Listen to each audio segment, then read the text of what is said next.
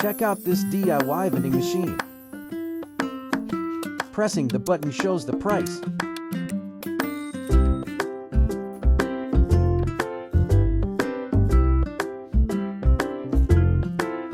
Rejects invalid coins.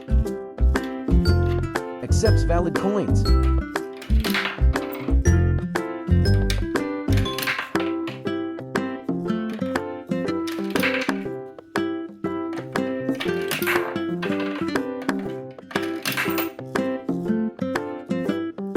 Getting the item.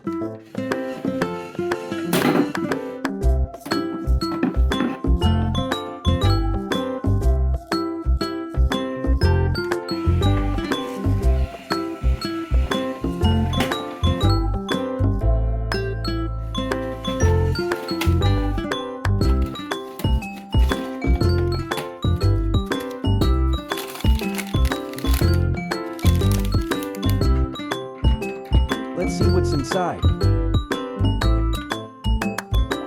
The controller is an Arduino Uno. It connects the screen, buttons, coin acceptor, 3 servos and an infrared sensor.